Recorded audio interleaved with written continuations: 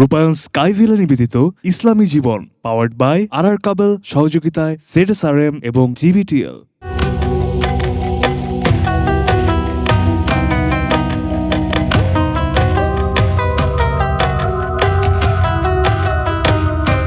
আসসালামু আলাইকুম রহমতুল্লাহি আবরকাতুহু। ইন্নাল হামদুলিল্লাহ ওয়াসসালাতু ওয়াসসালামু আলা রাসূলিল্লাহি ওয়া বা'দ। দেশে এবং প্রবাসে যে যেখান থেকে আমাদেরকে দেখছেন, আপনাদের সকলকে স্বাগত জানাচ্ছি এটি নিউজের বিশেষ আয়োজন রূপায়ণ স্কাইভিলা নিবেদিত ইসলামী জীবন অনুষ্ঠানে, পাওয়ার্ড বাই আর কাবেল, সহযোগিতায় ZSRM এবং GBTL। প্রিয় দর্শক, আজকে এই মাহিতি অনুষ্ঠানে আলোচনার জন্য আমন্ত্রিত হয়েছেন বিশিষ্ট ইসলামী চিন্তাবিদ, বিশিষ্ট ইসলামী সঙ্গীত শিল্পী হাফেজ মাওলানা মোহাম্মদ আবদুল্লাহ শরীফ খতিব, ধানমন্ডি জামে মসজিদ।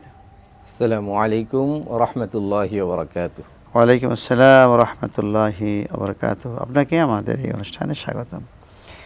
মোহতারাম, আজকে যে বিষয়টা আমরা আলোচনা করব, যেহেতু একেবারে শেষের দিকে আমরা রয়েছে এখন রোজার, তো ঈদ পরবর্তী যে আমলগুলি আছে, ঈদে তো এই রমজানে তো আমরা একটা ট্রেন্ডে আছি, নামাজ রোজা সবই ঠিক মতো চলছে। ঈদ আসলে দেখা যায় এর ভিতরে ঘাটতি চলে আসে, এর ভিতরে কন্টিনিউশন থাকে না। আগে ছোট্ট বাচ্চাটাও, যে বাচ্চাটা নামাজ পড়তো, এই তারাবির মতো নফল সুন্নাত জামাতে শরিক হয়ে যেত 30 দিন। এই পরে, ঈদের পরে দেখা যায় যে এরা সেভাবে আর কন্টিনিউ করে না, আগের মতো হয়ে যায়। আগের মতো টিভি দেখা, আগের মতো ফেসবুক মিলেই ঝিলে আবার আগের মতো হয়ে যায়, অর্থাৎ অন্যরকম হয়ে যায়। তো রমজানকে, এই ঈদকে, এই রোজাকে আসছিল শুধু রোজার মাসের জন্য, না আগামী 9 মাসও এই বিষয়ে মানুষের আমল করবে, সেই বিষয়টা একটু বলুন। জাযাকাল্লাহ, আপনি সুন্দর একটি বিষয় আলোচনায় এনেছেন। আসলে আমরা যেটা আপনি বলছিলেন যে একটা মাস আমরা যখন সিয়াম সাধনার মধ্য দিয়ে উদযাপন করি, তখন আল্লাহর একটা ভয় আমাদের ভিতরে থাকে।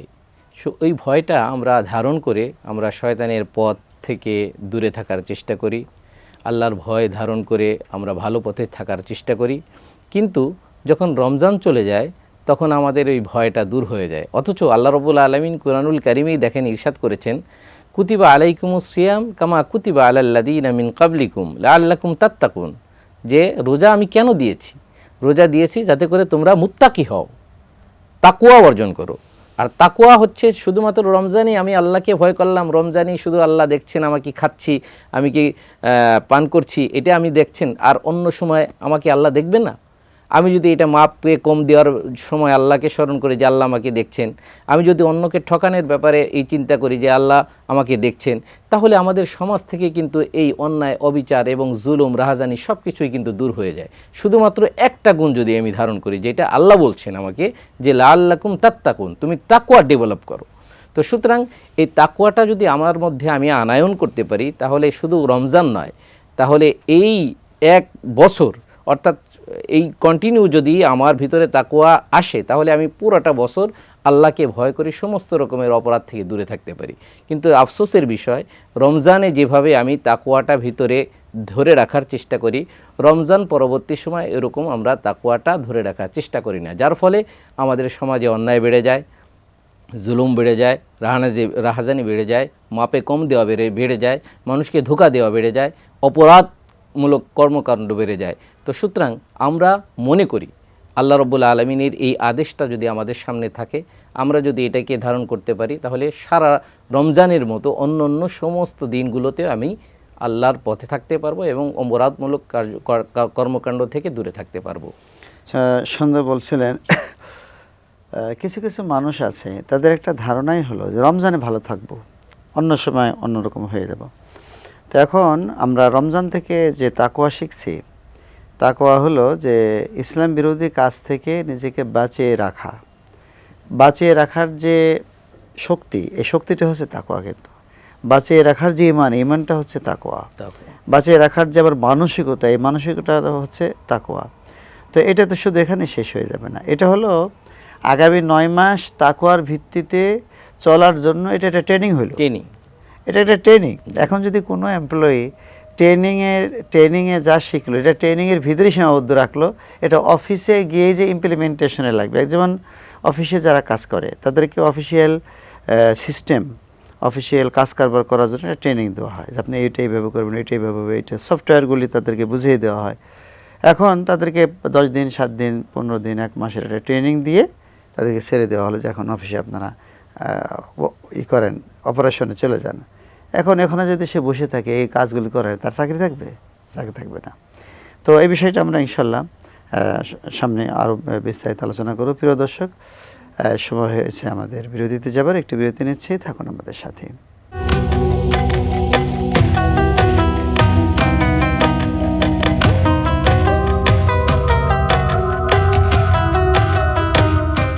আসসালামু আলাইকুম রহমতুল্লাহি বরকাতুহু। প্রিয় দর্শক, বিরতির পর আবারও আমরা আলোচনায় ফিরে যাচ্ছি।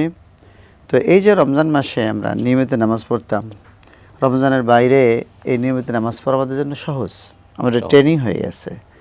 রমজানের ভিতরে আমরা কারোর সাথে কি করি নাই, মারামারি করি নাই, কাটাকাটি করি নাই, হানাহানি করি নাই। এই রোজার মাস, অন্য যুবকে এই তোমার কথা বলছে কেন, রোজার মাস না? আমাদের মুরব্বীরা কিন্তু আমাদের সতর্ক করেছেন। এবং আল্লাহ হাবিব বলছেন যে ফালিয়াকুল ইন্নিমরুউম সাইম, সেজন্য বলে যে আমি একজন রোজাদার। কারণ রোজা রেখে কাজ করা যায় না।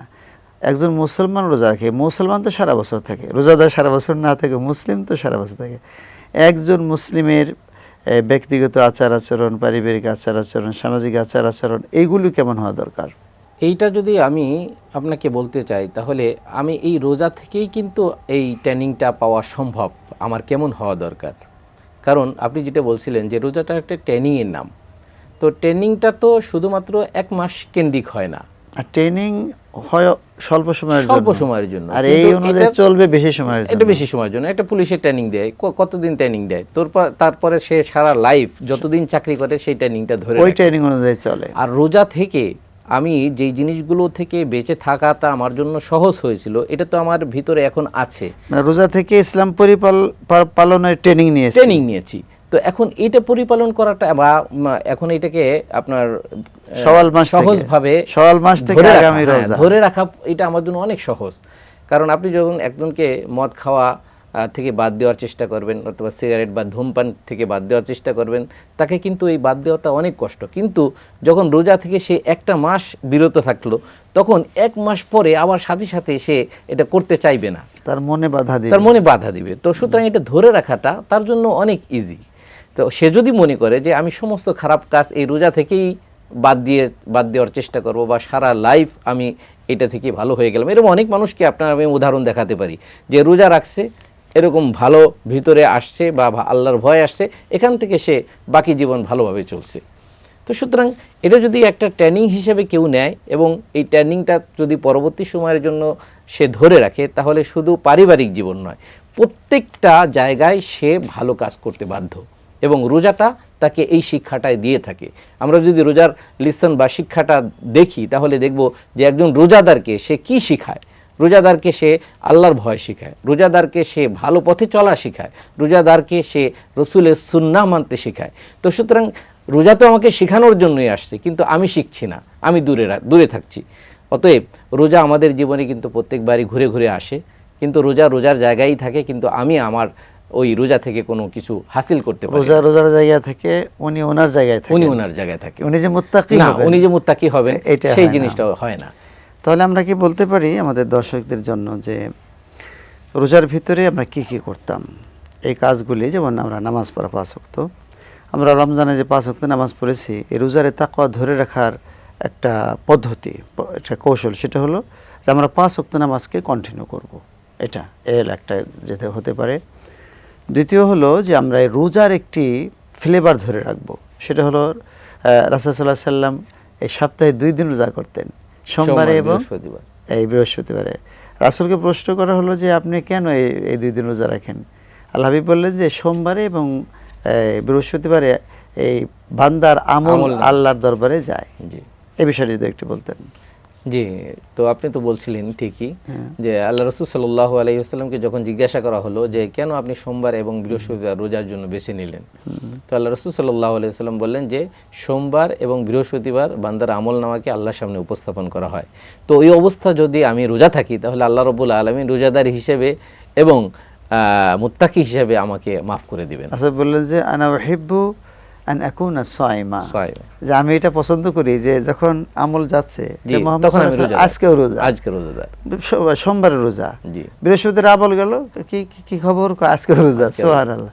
তো রোজার ফ্লেভারটাকে আমরা এভাবে ধরে রাখতে পারি যে রাসূল আরেকটি সুন্নাহ আছে, সেটি হলো যে রাসূল সাল্লাল্লাহু আলাইহি সাল্লাম মাসে কিন্তু 3 দিন রোজা রাখতেন। এটাকে আইয়ামুল বিদ বলা হয়। বিদ মানে হলো আলোকিত, মানে মাসের আলোকিত রাতগুলি, মানে হলো 13, 14, 15। এই সময় একেবারে পূর্ণিমার চাঁদ, পুরো পৃথিবী আলোকিত থাকে।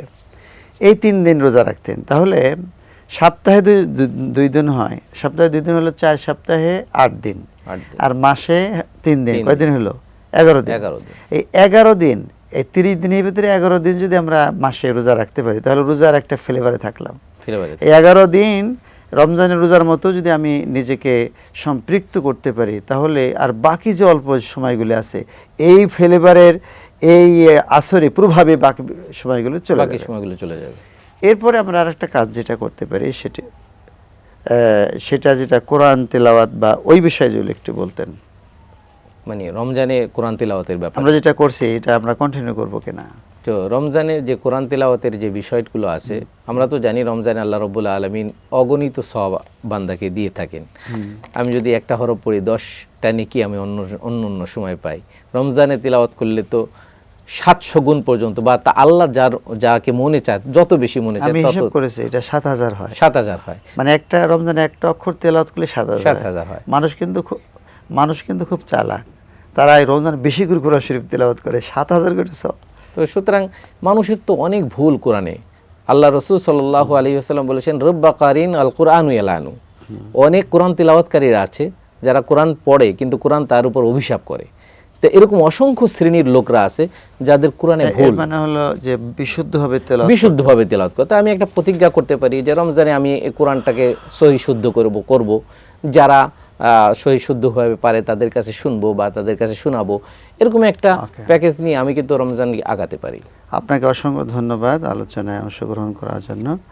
প্রিয় দর্শক, আজকে যে গুরুত্বপূর্ণ কথা শুনলাম যে এই রোগটি আমাদের প্রায় সকলেরই আছে। রমজানে যেভাবে আমরা একেবারে মুত্তাকি হয়ে চলি, ভালো হয়ে চলি, ভালো মানুষ হয়ে যাই, রমজানের বাইরে আমরা এর ব্যতিক্রম হয়ে যাই। এটা হলে তাহলে আল্লাহ রাব্বুল আলামিন যে বলেছেন লাআল্লাকুম তাত্তাকুন, তোমরা অবশ্যই মুত্তাকি হবে।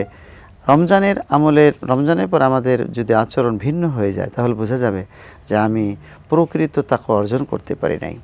রমজানটা হচ্ছে রিচার্জেবল একটি টাইম। আমরা মোবাইলে যে রিচার্জ দেই, রমজানে আমাদের রুহুকে রিচার্জ দেই। এই রিচার্জে 1 বছর চলবে ইনশাআল্লাহ। আমরা এখনই সেই ধরনের মজবুত রিচার্জ দিয়ে যাতে আগামী 11টি মাস চলতে পারি। আল্লাহ পাক আমাদের সকলকে তৌফিক দান করুন। হাযা মা ইনদি ওয়াল ইলমু ইনদাল্লাহ। আসসালামু আলাইকুম ওয়া রাহমাতুল্লাহি ওয়া বারাকাতুহু।